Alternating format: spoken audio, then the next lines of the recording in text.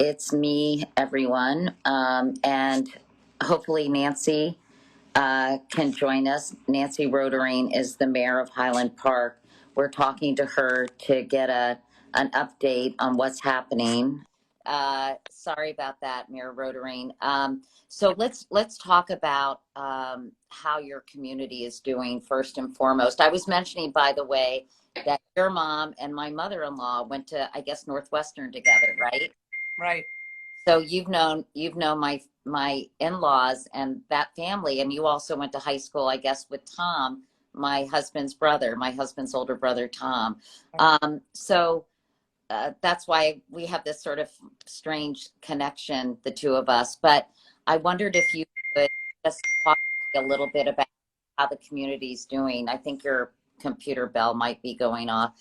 I'm not going to turn comments off quite yet, everyone, because I think if some people have questions, I'd like to be responsive. But can you just give us an update on how the community is doing? The community is in deep mourning, and they are, I appreciated that you've highlighted so many of the people that we lost on the 4th of July. We're all toggling now between fury and heartbreak. The story of Aiden McCarthy, the 2-year-old who nobody was claiming. I was getting texts. They were hiding in a parking lot with this baby. He had blood on his shoes. And it became pretty clear after a few minutes that if nobody was freaking out looking for a lost child, it was because they had died. And to figure out how to get him to safety, he was cared for by members of the community. Those sorts of stories, all of the stories that you've been sharing with everybody, it's infuriating, and we're still heartbroken. So we as a community are having vigils. I believe the first funeral is scheduled for Friday. And at the same time, everybody's asking, what can we do? Well, it's obvious. We need to get rid of these assault weapons in our country. I'm tired of listening to Mitch McConnell talk about mental health. There are mental health issues throughout this planet, but we don't see mass shootings all over the world because they don't have access to guns. We know that 2/3 of gun violence incidents are suicides. So let's ask ourselves, why do we allow this to rule our country? We came together as a community so joyful after 2 years of not having a parade because of the pandemic. The joy on that parade route was unbelievable. It was full 3-4 generation families.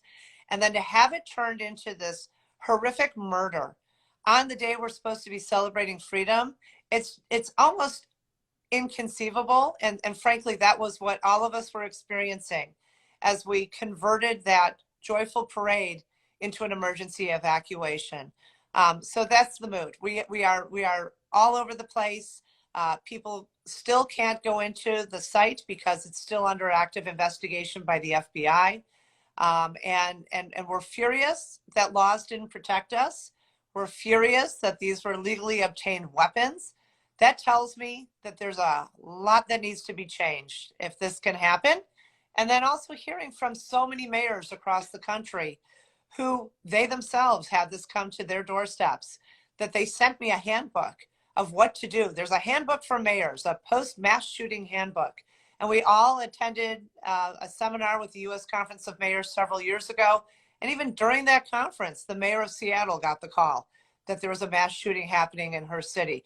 This is an insane way for a country that prides itself to be living. This isn't freedom. This is absolutely the complete opposite. I was going to So say tyranny. it is.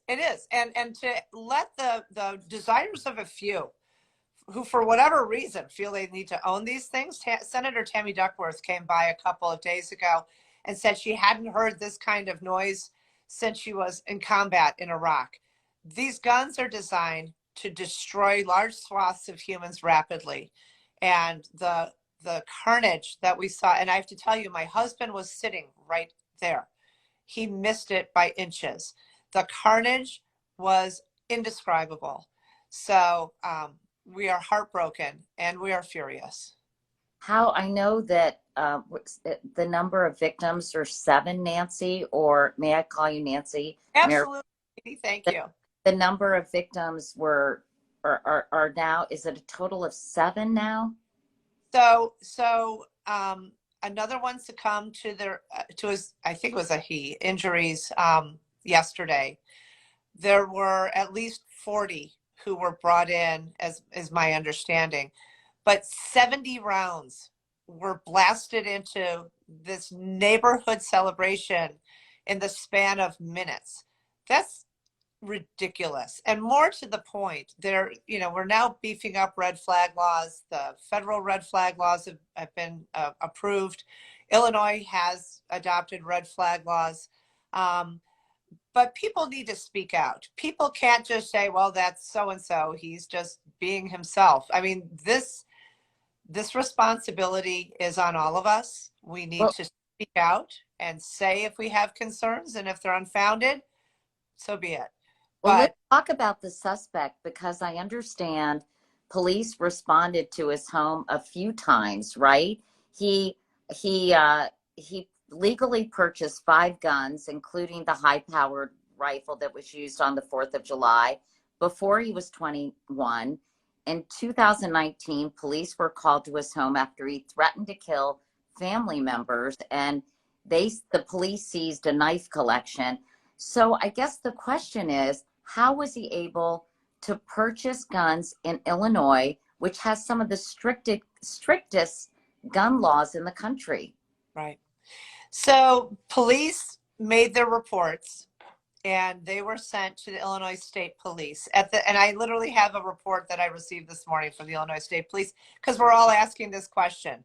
What fell through the cracks, and how do we seal those cracks so this doesn't happen again?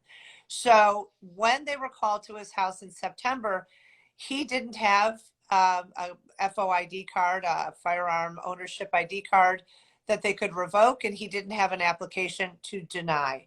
And then in December, he applied for this card. Because he was under 21, his father sponsored that application. And at the time of that application review, they felt no basis for them to establish a clear and present danger and deny the application. So those are cracks that need to be sealed. We need to fix that. But more to the point, why are we allowing anybody's father at this point to allow them to get firearms that can cause mass carnage? It doesn't make sense. So these laws need to change. We put an assault weapons ban and large capacity magazine ban in place in Highland Park in 2013 in the wake of Sandy Hook, because to us, that spoke to our values.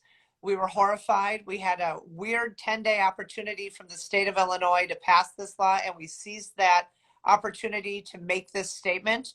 But we know that around us are several municipalities who also want to pass these laws who now can't because of state preemption. So since 2018, and I know this is a lot of technical background, but in 2018, I started really working on the Illinois General Assembly to say, look, our law was deemed constitutional. We were sued by the NRA, taken all the way to the Supreme Court.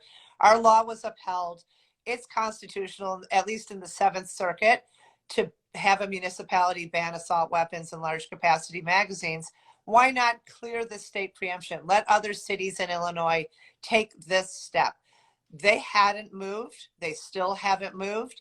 I testified before them. But when Governor Pritzker came to bring his condolences 2 days ago, I sent him my entire file and I said, here's your legislation ready to go. Make it feasible for other cities to pass these bans, but more importantly, ban this statewide. And as I have had the opportunity to speak federally, ban it nationwide. There's no reason why somebody from Highland Park, if they're banned, could drive to Missouri or Indiana within a short period of time and bring combat weapons onto our streets. I'm curious because I've read a lot about the assault weapons ban. It was from 1994 to 2004. It was allowed to run out. But when I've read things like the Rand Corporation has studied how effective it was, it's unclear because, let's face it, there's so many of these weapons of war that are already out there. So is the only way to make an assault weapons ban really have teeth is by confiscating or getting a buyback program for people who own these assault weapons and these magazines that have so much ammunition and so many rounds. It's interesting. If you look at what happened in Australia, they had a mass shooting. And the prime minister at the time, I believe it was 1998, was a conservative and said, these are gone. And they literally, I believe they did a buyback. And that was the end of assault weapons being present in Australia. More recently, I believe there was an event in Canada. I think it was last year or the year before. And they too said, we're not going to allow these. And I recognize, you know, at this point, there are more guns than people in this country. That should be very concerning to all of us. More gun stores than Starbucks and McDonald's combined. That's amazing. I didn't know that data point. But when did we give up our freedom to this industry? When did we say, I mean, my understanding from the framers was that they were giving us a regulated militia to keep us safe. Clearly, that's gone 180 degrees, and now we're dealing with all of this. I want to raise another point as well, Katie, if I can. Our Sure. are outgunned. So when people say, well, you know, we just need to, and I can't say enough, by the way, about our police and the FBI and ATF and Illinois State Police and all the agencies who came together in the wake of this horrible tragedy. But when our police are outgunned, that should concern us. And I don't think the answer is more guns for the police or stronger guns for the police, because once they're already responding, carnage has already occurred. We need to get assault weapons out of. And this idea of arming teachers and this whole propaganda point from the NRA that the best way to deal with a guy with a bad guy with a gun is a good guy with a gun, which is so specious and has so many holes in that argument. It's ridiculous. So you know, I have so many friends and so many people in the community of people who follow me. And honestly, people are at their wits' end. They don't know what to do. They feel like between this and January 6th and overturning of Roe v. Wade, that we're under minority rule in this country, that the majority of citizens who live in the United States want sensible gun laws. They want to figure out ways to reduce gun violence. Most people want women to have autonomy over their own bodies. Most people, you know, I mean, and so yet this, I mean, you're in politics, this small cadre of are basically making these decisions that are not aligned with the majority of people in this country. Right. So what is the solution other, I guess, than voting and making sure your candidates care about issues you care about? Right. Vote them out. That's the word. Vote them out. They're not representing us. We were created as a country that's supposed to have representative government. We do not. And to those who are wringing their hands and wondering, well, I live in this state.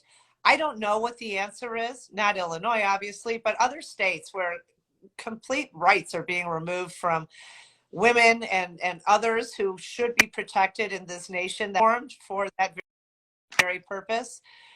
I think one important thing that I'd love to share with your followers is there's an organization called Run for Something.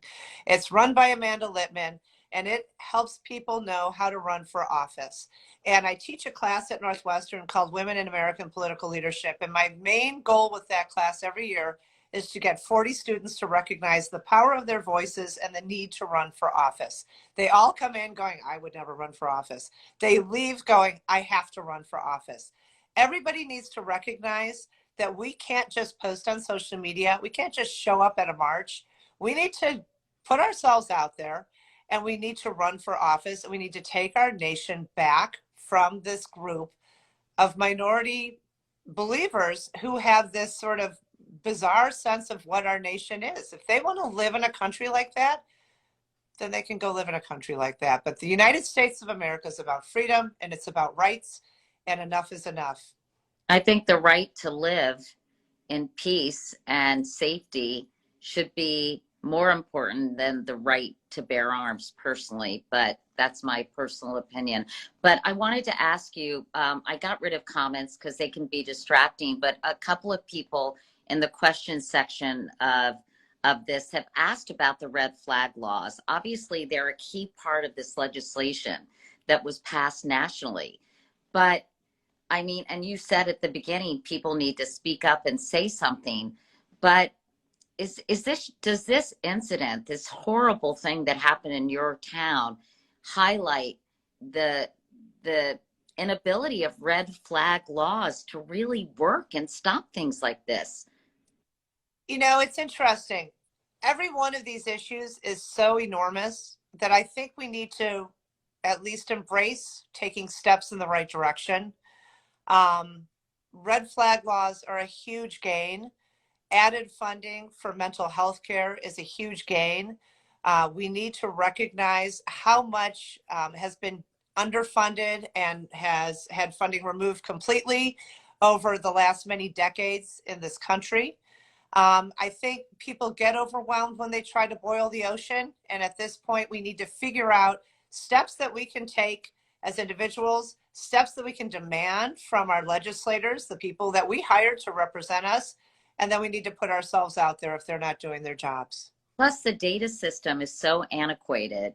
You know, you're right. There needs to be a multi-pronged approach. Why shouldn't people have to have training if they purchase guns? Why shouldn't they require to follow safe storage laws? You know, 8 kids are killed every day from guns in the home. And as you mentioned, the suicide, most people are killed taking their own lives with guns. So, you know, I think it needs a massive overhaul, but where is the will of the American people and our elected officials to do this faceted approach? Right. Where is the will indeed? And so back to my earlier point, if they're not doing their jobs, they need to be fired. We need to train people to run for office, and we need to take our country back. Do you know this kid who did this? Did you know? I early when I was reporting this out, I was told that his father ran against you for mayor of Highland Park. So do you know this young man? And can you give any insight on why he did this? I cannot fathom why somebody would bring this kind of evil to their hometown. I don't know what his motive was.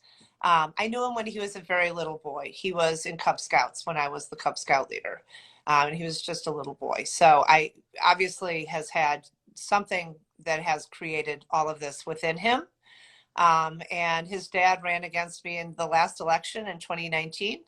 But my sense is this isn't related to that. So maybe that's wishful thinking on my part. But in any case, you know, he is of this community. He brought this to his hometown. So many others bring this to their hometowns. We know that from hearing about the school shooters, how many of them are neighbors or nearby. So, you know, it's one of those things where, again, mental health funding, but let's get these guns out of the country. I unfortunately need to leave you, Katie. I could talk earlier. I really appreciate your taking as much time as you did.